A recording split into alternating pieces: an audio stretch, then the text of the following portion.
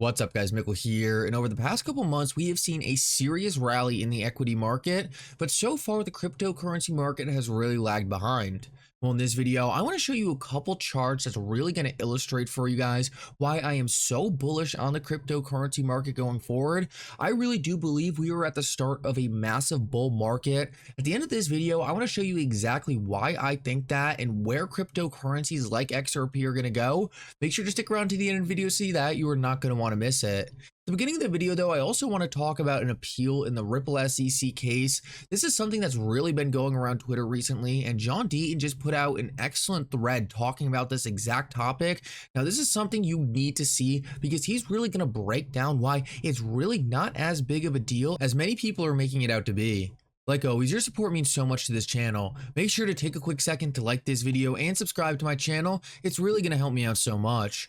Also, if you ever need a good place to buy some XRP or the Flare token, make sure to check out my favorite exchange Uphold down in the description of this video. With that said though, let's jump right into it, and I hope you guys enjoy the content. So let's jump into the video, and I want to start off and just talk about John Deaton's tweet on a possible appeal. Now, John Deaton has been spot on with almost everything he has been saying in the Ripple SEC case. I mean, even from the start of this case, he was one of the first people saying XRP is not the security, it's Ripple sales, and he went out even to predict exactly what Judge Torres was going to rule on, how she was going to rule on it, and he was spot on. He was saying since the start of the case, she will come out and say XRP is not the security, but then go on to say, okay, Ripple had some sales that didn't constitute securities transactions and some sales that did. And this is exactly what happened. I think it's so funny that people will go off and listen to all these different attorneys that really got a lot of different stuff wrong. And I'm not talking about anyone in the XRP community. It's a lot of people outside the XRP community who are saying Ripple was going to lose, XRP is a security. But I think it's so funny that people will run and go listen to those guys again, even though they got everything wrong in this case. John Deaton has been spot on since the start. So is Jeremy Hogan and Fred Rispoli. They have all been nailing it. And I just want to show you exactly what John Deaton is saying here because I think it's really important. An appeal is not even close to a setback. First of all, it will be 2 years from now before a decision is issued by the Second Circuit if it's appealed. The Torres decision is the law until then, at least in the Second Circuit. Second, if the Second Circuit said Judge Torres was wrong regarding her application of the third factor, which I predict they won't, that doesn't mean the SEC wins on programmatic sales or sales to exchanges, which are the programmatic sales. All that happens is that Torres then applies the other two factors and could still likely rule the same exact way, including the SEC did not satisfy the common enterprise factor, which is a more difficult factor to meet in my opinion than the third factor. Don't let anyone underestimate how significant this win is for XRP and XRP holders and Ripple. Now, this is absolutely awesome because this is something I really didn't know. What John Deaton is saying here is that even if the SEC was to appeal, they would only be appealing one prong of the Howey test. So the first reason this is so important is because this essentially means, and I have been saying this over the past couple days, the SEC is not going to appeal Judge Torres' ruling that XRP is not the security.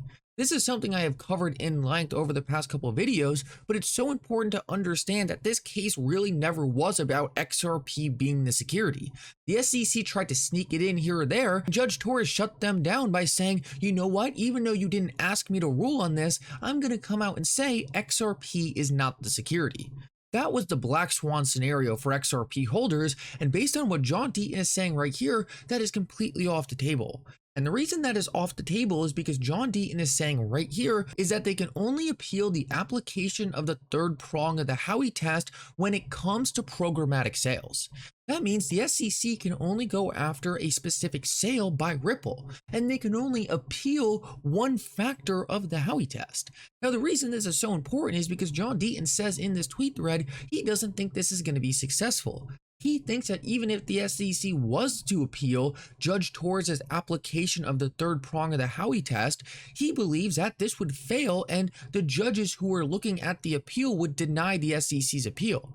But the reason this is even more powerful, and he goes on to describe this, is because even if the SEC got super lucky on the judges they got in the Second Circuit and were successful in appealing how Judge Torres applied the third prong of the Howey test, and just to reiterate, she applied this and said because of this prong, programmatic sales are not securities transactions, even if the judge came back and appealed that in the Second Circuit, well, Judge Torres could still go back on her decision and apply the other two prongs of the Howey test, and John Deaton thinks Ripple and XRP could just win again on different prongs of the Howey test.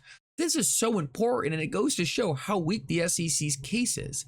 Judge Torres ruled that Ripple's sales of XRP were not securities, only using one prong of the Howey test. But she could add more prongs and make it even more clear that XRP is not a security. Now, she didn't have to in her ruling, but this is a massive problem for the SEC. Even if they were to appeal on Judge Torres' decision today, Judge Torres could just go back and say, okay, you got that factor, but I'm actually going to say because of this other factor that you didn't appeal, XRP sold by Ripple in these programmatic sales still aren't securities transactions. So the SEC might take 2 to 3 years trying to get this appeal in place. All of that time, nothing changes. Ripple can still sell XRP the way they're doing. XRP is still not a security. And then all that could happen, and the SEC could still lose even if they win the appeal. Now, John Deaton and myself, we both don't believe the SEC is going to win on their appeal either way, but it just shows you how big of an uphill battle they have to fight here. Even if the SEC was to win their appeal, they would still be in a situation where Ripple could still sell to exchanges as long as Judge Torres decided that these programmatic sales still didn't violate securities laws because a different factor of the Howey test. Ultimately, this makes me even more confident that the SEC probably is not going to end up appealing this decision. The other very important thing we need to understand is it's going to take them at least a year to actually appeal this decision. In that amount of time, Gary Gensler might not even be at the SEC anymore. We might have an SEC chair who comes in, looks at this case and says, you know what, this is a disaster for the agency. We're just going to settle with Ripple and get out of this. Either way, let's see what happens. If you didn't see my video yesterday, I actually covered a tweet with Jeremy Hogan saying, I don't think that the SEC is really going to appeal. I think they're talking about appeal to try to force Ripple into a better settlement. Either way, though, I think this just shows even if there is to be an appeal, we really shouldn't be that scared. The SEC is fighting a massive uphill battle, and I love where Ripple and XRP holders are sitting right now. So now I want to move on and actually talk about what's going on in the market right now, because a lot of people were disappointed that XRP didn't pump more after we got the ruling. Personally, I really did think it was going to pump more, but I think we are far from the end of this thing, guys. I think we still have a ton of price potential over the next couple years. I think right now the entire market is just a little hesitant. Everyone's still a little scared. People are waiting to see exactly how the Ripple SEC case wraps up. But one thing that is also really holding back the markets is just sentiment around all markets all around the world. So I wanted to read you this tweet by Crypto Insight because I thought this was absolutely outstanding and gives a really good summary, honestly, of exactly how I am thinking as well. He said on December 4, 2020, the NASDAQ broke its all-time high. 12 days later, Bitcoin broke its all-time high and pushed up another 248% to new all-time highs. ETH lagged Bitcoin breaking its all-time high 2 months later. ETH went on to set a high 238% higher than his previous all-time high. XRP never went to set a new all-time high. On December 19th, 3 days after Bitcoin's breakout to all-time high, the SEC singled out XRP and hit it with a lawsuit holding it and it alone from participating in the 2021 bull run. Convenient timing for a lawsuit, I must say, but we won't get into that. Using the math above, if XRP had mimicked ETH moves, XRP would have topped at about $12. Now the tables have turned. Now that XRP is the only asset with regulatory clarity, it's free to move. The NASDAQ is 8% away from its all-time high. If the Fed decides to stop hiking interest rates, and we'll find out about that on July 26, this could be the catalyst to send the NASDAQ to new all-time highs. What happens in this run when XRP is free? Now, I think this is absolutely fascinating, and I think he's spot on, and this is something I've been saying for a while. When I noticed that the NASDAQ was bouncing hard off the bottoms we set a couple months ago, I started to get extremely bullish on the cryptocurrency market. In order for cryptocurrencies to go up in today's time, we need rallies and we need a strong equity market. A lot of the big money that really moves the cryptocurrency market is institutional money, and they look at this asset class as a risk on asset class. So when they see the markets doing well, when they see stocks going up, they say, okay, let's get into riskier investments, and they start pumping the cryptocurrency market.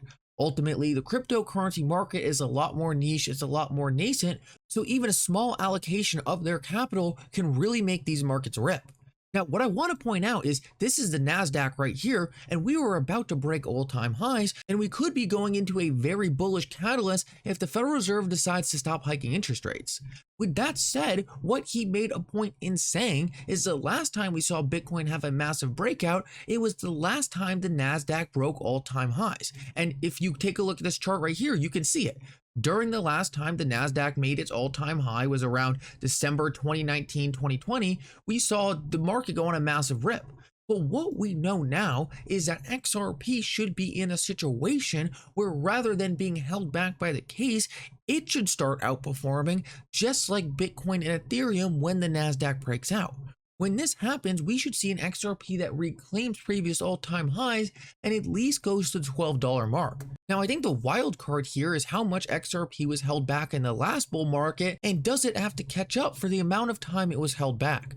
Now, I'm not going to speculate on that right now, but what I think is so interesting is that we see the exact same thing. The NASDAQ is breaking out and about to hit all-time new highs. This is going to make a massive bullish sentiment in the markets take place, and that is going to funnel into the top cryptocurrencies with clarity. And what we know is XRP just got that clarity, and we have XRP as the main cryptocurrencies that institutions are going to be attracted to for its functionality. I really do think this is setting up perfectly for a massive run in XRP. Anyway, guys, thank you so much for coming. I hope you enjoyed this update. If you did, make sure to like and subscribe. It really does mean so much. And for now, Mickle out.